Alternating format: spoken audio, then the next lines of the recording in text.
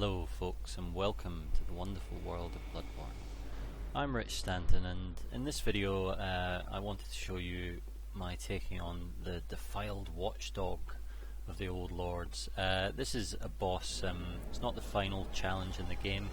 At the start here I'm just showing basically him rinsing me a few times. But in the last kind of gauntlet of challenges, this is the one that I found really the biggest hump to get over before I retired from the game. So I'm basically Yarnum's Danny Glover here, back for one last hunt. As you can see, a couple of examples of his abilities. He can kill you with the fire from his claws when he's swiping. He can kill you just by biting your face. He can kill you with this sneaky little snap attack. And well, as you can see, he's delighted with that.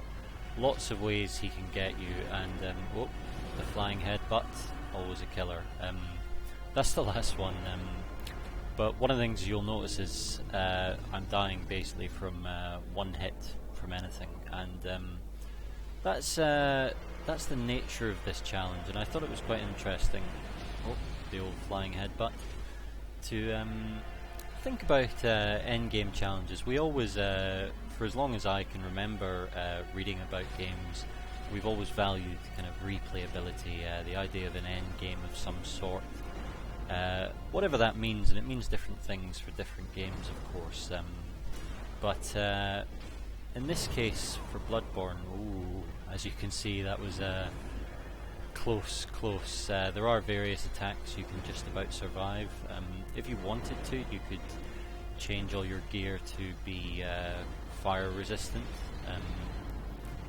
I just liked my fancy Canehurst outfit a bit too much for that, and Fashion Souls is very important when you're doing a challenge like this. You know, it's always good to feel comfortable in your own skin. Oh, nice dodge there. I think you'll agree that little flappy bit of fabric is to die for.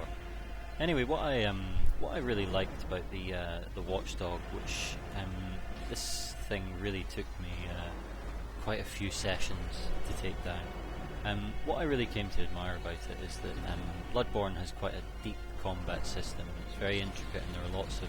Oh, as you can see, I kind of hit his leg enough there that I eventually got a critical on it, and he went down for a roll. And what I like about this fight is that it really, living on the edge, it really strips all that back and makes this fight about dodging and two-handing your weapon, basically.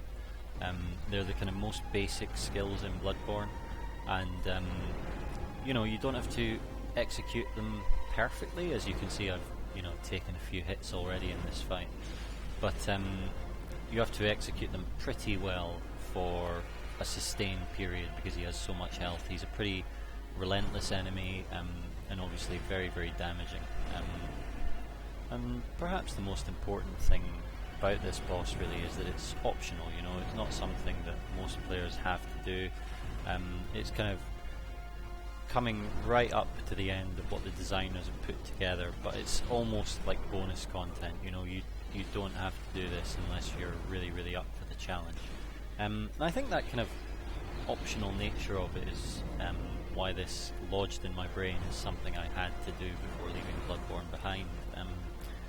You know, I'd say in the article it feels a bit like being, Don Quixote-esque, and I mean that because it feels silly. You know, it feels silly kind of when I have a lot of responsibilities in my life, dedicating, a couple of hours every day for 3 or 4 days to beating this thing. I'm not under any illusions it's a transferable skill, but it's something I wanted to do, and something about it felt right with the game, and that made me think about talking about ending games when you've done everything there is to do in them. Not quite literally, but one of the words that we always used when I was a kid was I've clocked it, I played that game, I've clocked it. And I was thinking about that word, and I really like the sense of time in it, the sense that you've been round the clock with that game, you've put that time into it, and you've gone the distance. And I also like the sense that it's not kind of not defining the game by you know, the structures within the game itself, not just saying, oh, I beat the final boss or whatever.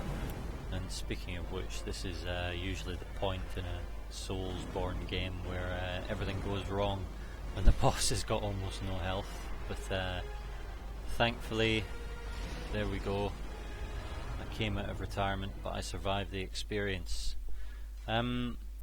So that was it, folks. I hope you enjoyed seeing a bit of what lies at the end of Bloodborne. Shh, don't tell anyone.